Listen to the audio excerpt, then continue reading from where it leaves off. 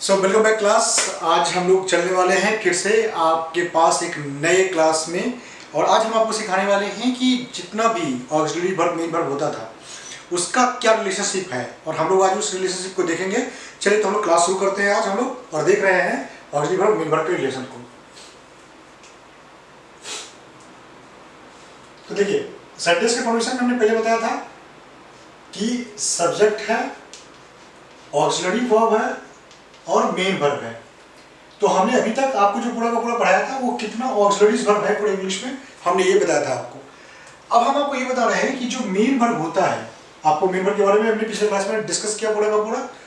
तो अब अगर हम इस मेन वर्ब को जब यूज करते हैं, जब आप इस मेन वर्ब को यूज करते हैं तो आपको पता है कि यूज के हिसाब से इसके 4 फॉर्म होते हैं, जिसको हम बोलते हैं वर्ब का फर्स्ट फॉर्म, वर्ब का सेकंड फॉर्म, वर्ब का थर्ड फॉर्म और वर्ब का फोर्थ फॉर्म। और आपको पता है कि वर्ब का पहला दूसरा तीसरा फॉर्म क्या होता है।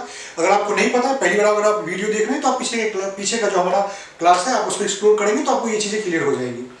तो हम ये कह रहे थे कि ऑक्सिलरीज वर्ब के बाद, चूंकि ऑक्सिलरी वर्ब के बाद ही ये मेन वर्ब आ रहा है, मतलब मेन वर्ब को ही हमने लिखा यहाँ पे वर्ब का पहला दूसरा तीसरा फॉर्म। मुसीबत ये होती है कि किस ऑक्सिलरी वर्ब के बाद वर्ब का फर्स्ट फॉर्म आएगा, कि वर्ब का दूसरा फॉर्म आएगा, कि तीसरा आएगा, कि चौथा आएगा, ये आपको पता नहीं होता है। और शायद इसलिए आपसे गलती हो जाती है। तो हम करते ये है कि अगर आपको ये पता हो जाए कि इस ऑक्सिलरी वर्ब के बाद मेन वर्ब का यही वाला फॉर्म आएगा तो शायद आप गलती नहीं करेंगे, है ना। तो चलिए आज हम आपको यही सिखाने वाले हैं। एक बात ध्यान रखिएगा कि कुल मिला के वेरी फर्स्ट पॉइंट जो आपको याद रखना है वो याद रखना है कि बी फैमिली, बी या बीन, ये एकदम दिमाग बैठा लीजिए आप, या इस फैमिली का मेंबर। तो मेंबर कौन कौन है? इज, एम, आर, वाज और वर। इसके बाद जब कभी भी आएगा तो हमेशा वर्ब का चौथा वाला फॉर्म आएगा। चौथा वाला फॉर्म क्या बोल रहे हैं हम लोग? कि जिसमें आईएनजी लगा रहता है, ठीक है ना। जैसे अगर हम यहाँ पे एक वर्ब की बात करें तो हमारा जैसे स्पीक हो गया, द सेकेंड फॉर्म हमारा क्या हो गया? स्पोक। हमारा तीसरा फॉर्म क्या हो गया? स्पोकन। और हमारा चौथा फॉर्म क्या हो गया? स्पीकिंग। तो मैं क्या बोल रहा हूं कि आपको कभी भी अगर is, am, are, was, were, be लिखे तो हमेशा क्या आएगा? ये वर्ब का चौथा वाला फॉर्म आएगा।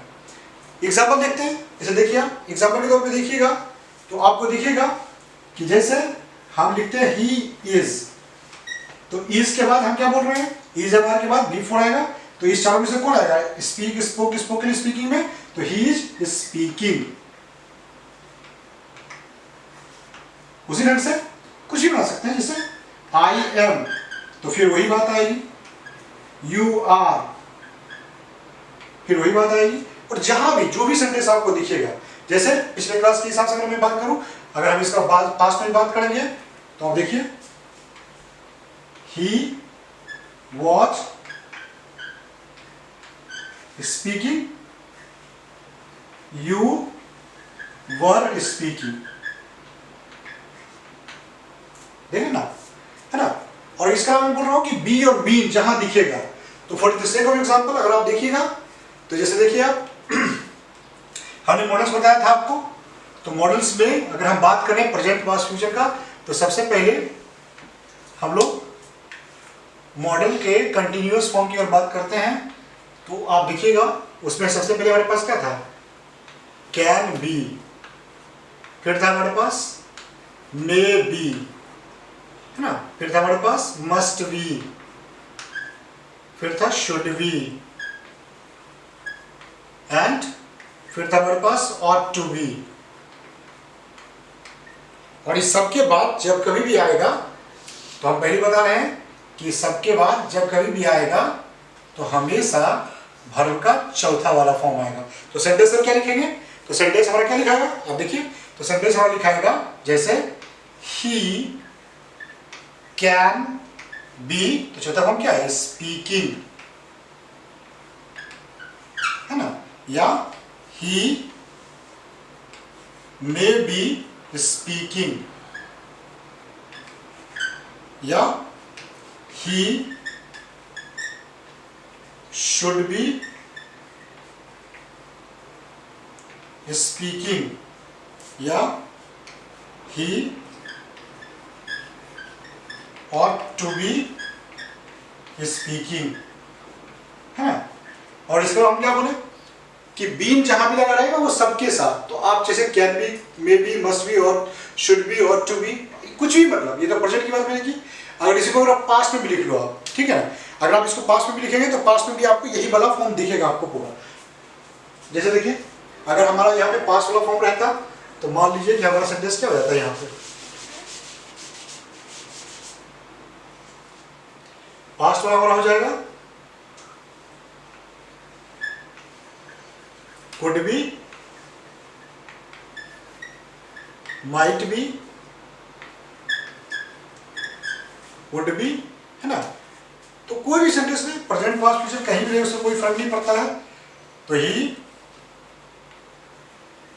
could be speaking, he might be speaking, and he would be speaking, he would be speaking, है ना। किसी भी, चाहे फ्यूचर टेंस की बात कर लो आप, अगर फ्यूचर की बात करेंगे हम लोग तो फिर देखिए आप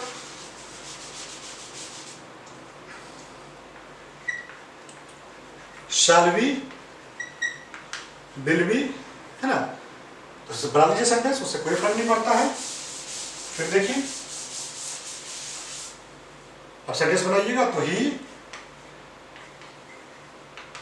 विल बी स्पीकिंग, है ना, या आई शैल बी स्पीकिंग।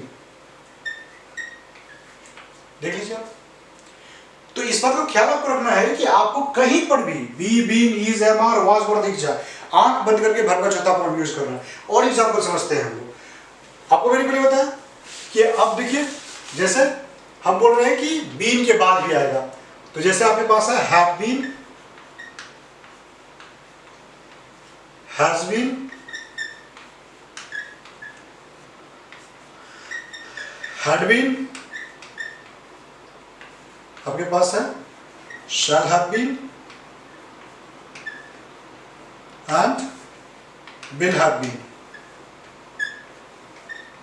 आंख बंद करके आपको बीन लगा हुआ है, सब में बीन लगा हुआ है ना, तो सब में बी बोर्ड यहां पर भी यूज करेंगे। फिर अब एग्जांपल देख लीजिए।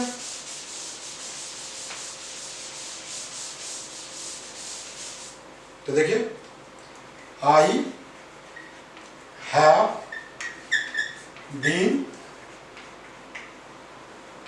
स्पीकिंग, समझ ना, and he has been speaking, and I had been speaking, है ना, या I shall have been speaking, या he will have been speaking। देख लीजिए आप, है ना, ये पूरा का पूरा। उसी ढंग से अगर हम लोग तो क्लियर है ना आपको कि बीन लगा हुआ है सब में, तो आंख बंद करके क्या करना है, वो भी फोर लगाना है। कुछ और एग्जांपल देख लीजिए आप।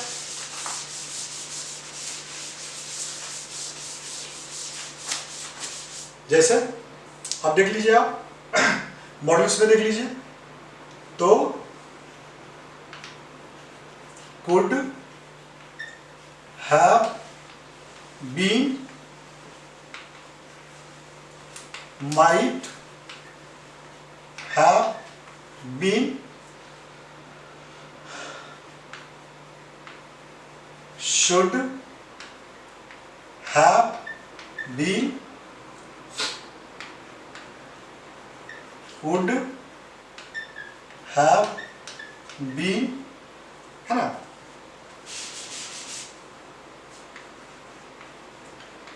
Must have been. अब बीन लगा है तो आंख बंद करके, आपको पता है ना कि इस सब के बाद भी क्या आएगा, इस सब के बाद भी क्या आएगा, हमेशा वर्ब का चौथा फॉर्म आएगा। तो जब सेंटेंस बनाएंगे हम लोग तो फिर एग्जांपल देख लीजिए आप पूरा का पूरा, है ना।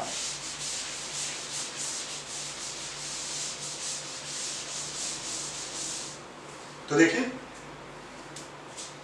आई could have been speaking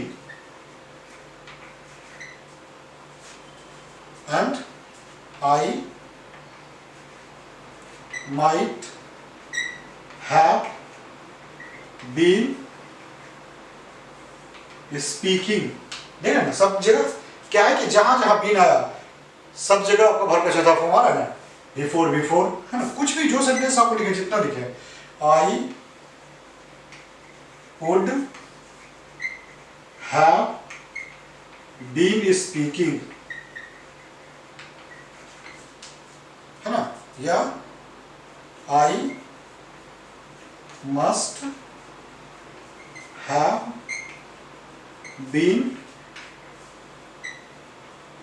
speaking. तो बस आपको यही दिमाग में रखना है, इस बात का ख्याल रखिएगा कि is, am, are, was, were, be, been कहीं भी दिखाई पड़े हमको B4 लगा देना है प्राइमरी केस में। सबसे ज्यादा आपको इसी बात का ध्यान रखना है, ठीक है ना। और हम लोग चलते हैं इसके आगे देखते हैं हम लोग। तो आपको पता हो गया कि वर्ब का चौथा फॉर्म कहाँ यूज करना है। अब हम लोग देखते हैं, तो अब हम लोग देखते हैं, हमने देखा अभी तक कि चौथा फॉर्म कहाँ यूज करेंगे। अब नेक्स्ट पॉइंट याद रखना है आपको, दूसरा पॉइंट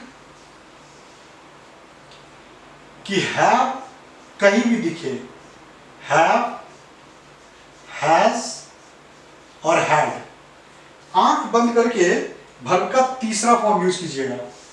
इस सबके बाद वर्ब का तीसरा फॉर्म आएगा, कौन सा आएगा, तो ये वाला फॉर्म लगेगा सबके बाद। इसलिए जब सेंटेंस आप बनाइएगा तो सेंटेंस क्या बनेगा, जो देखिए, तो सेंटेंस आपका बनेगा आई हैव स्पोकन, है ना, या I had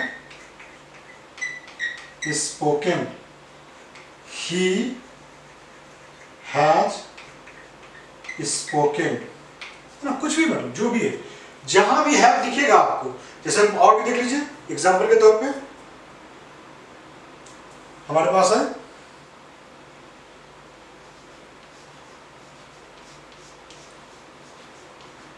shall have,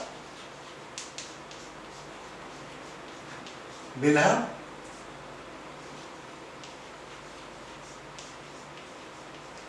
could have, might have,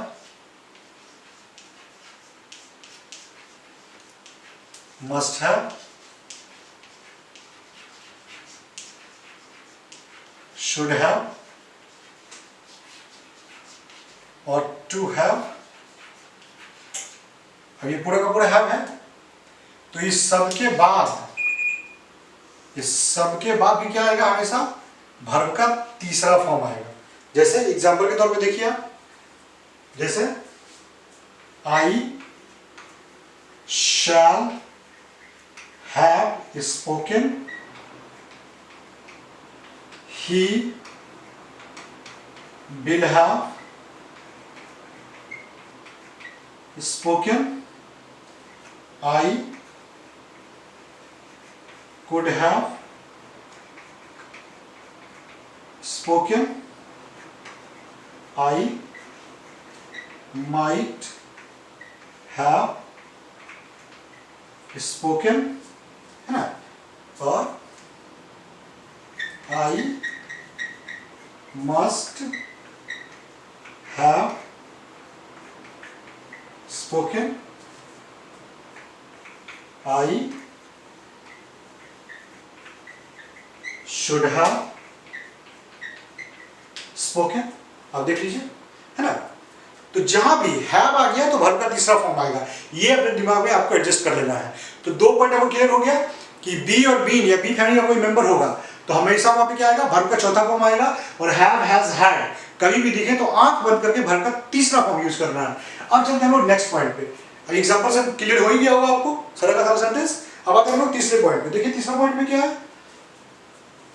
कि अब एक नई चीजें हैं आपके पास। अब मैं ये बोल रहा हूं कि अगर कोई ऑक्सिलरी वर्ब है और उसके साथ अगर बी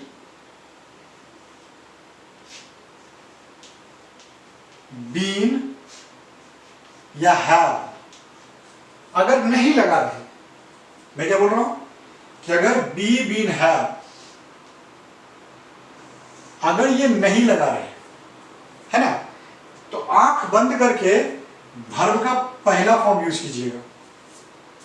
जैसे एग्जांपल के तौर पे देखिए आप,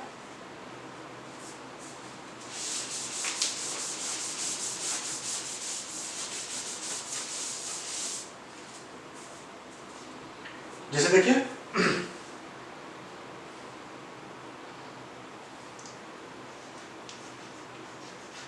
shall,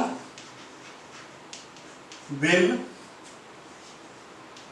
can, may, must, ought to, should,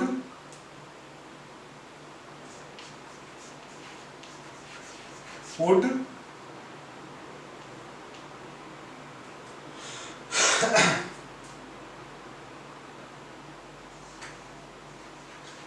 could, might, है ना। ये सब देख रहे हैं आप, या कुछ भी और भी यूज कर सकते हैं आप। Do not, does not, did not,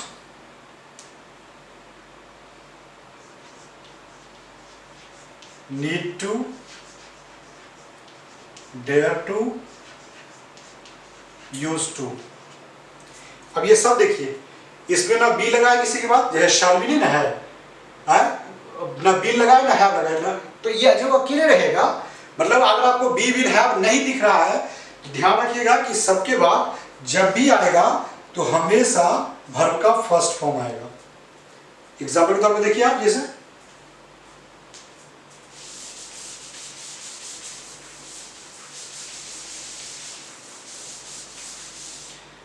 तो यहां पे देखिए आप, जैसे आई शैल स्पीक,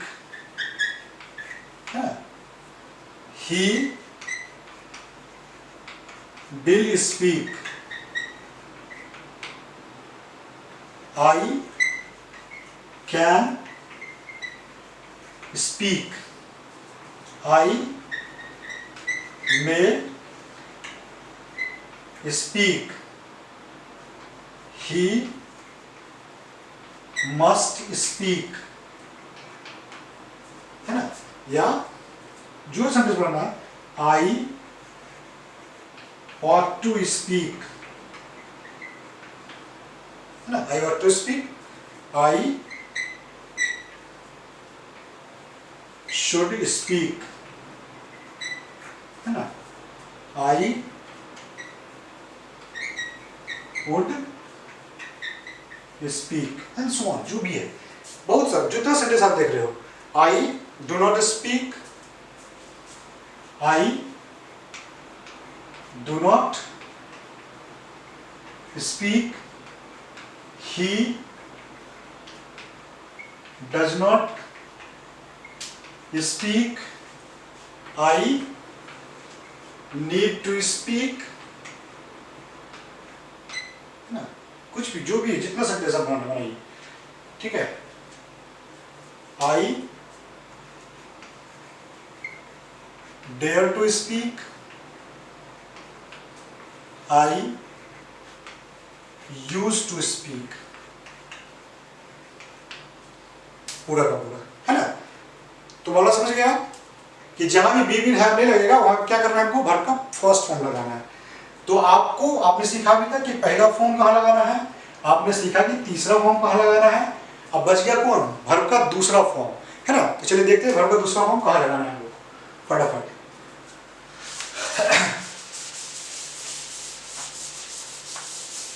तो ध्यान रखिएगा कि जो वर्ब का दूसरा फॉर्म होता है, इस पॉइंट को याद रखना है आपको, तीसरा पॉइंट, कि किसी भी ऑक्सिलरी वर्ब के बाद कभी भी वर्ब का दूसरा फॉर्म यूज नहीं होगा, कभी नहीं। मतलब वर्ब का दूसरा फॉर्म जो है वो कभी भी किसी ऑक्सिलरी के बाद नहीं आएगा, वो अकेले आएगा, उसका एक फिक्स स्ट्रक्चर है, ठीक है ना।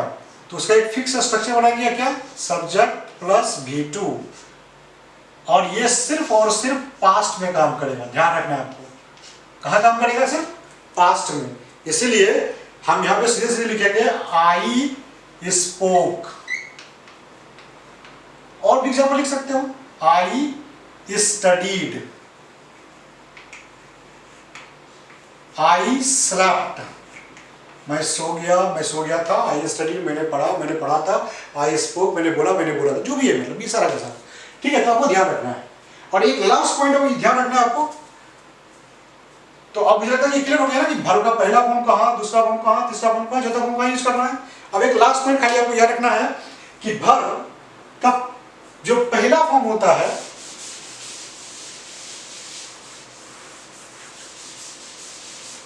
ध्यान रखिएगा कि जो वर्ब का पहला फॉर्म होता है, ये फर्स्ट फॉर्म जो आप देख रहे हैं, एक लास्ट पॉइंट आपको याद रखना है,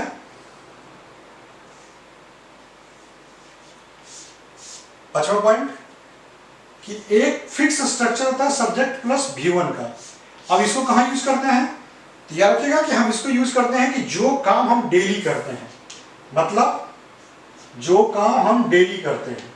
तो डेली का काम क्या होता है, चाहे नेचर के हिसाब से या चाहे हैबिट के हिसाब से, जो भी काम करते हो, जैसे मैं खाता हूं, मैं सोता हूं, मैं रोता हूं, सॉरी रोना थोड़ी पढ़ने का काम है, मैं खाता हूं, मैं पढ़ता हूं, जो भी है, मतलब इस टाइप के सारे सेंटेंस को हम लोग किससे बनाना है, सब्जेक्ट प्लस V1 से बनाना है। तो इसलिए मैं पढ़ाता हूं, ये मेरा डेली का काम है, तो आई टीच, है ना। मैं खाता हूं तो आई ईट, मैं सोता हूं तो आई स्लीप, ये हमारा डेली का काम है ना। आई वॉक, ठीक है। तो ये 5 पॉइंट आपको ध्यान में रखना है कि अगर कभी भी सेंटेंस बनाना हो तो बस इतना ही ध्यान रखना है आपको कि इन सब चीजों को दिमाग रखना है आपको। और अब आपको सेंटेंस फॉर्मेशन में शायद हमको लगता है कि वर्ब मिलेगी और आप ये गलती नहीं करेंगे कहाँ V1 लगाना है, कहाँ V2 लगाना है, कहाँ V3 लगाना है, कहाँ V4 लगाना है ना। तो मुझे लगता है कि आज आपने बहुत अच्छी चीजें सीखी, अब आपको प्रैक्टिस करने की जरूरत है। तो आप घर पे प्रैक्टिस कीजिए और मिलते हैं आपको हम नेक्स्ट क्लास में। तब तक के लिए धन्यवाद।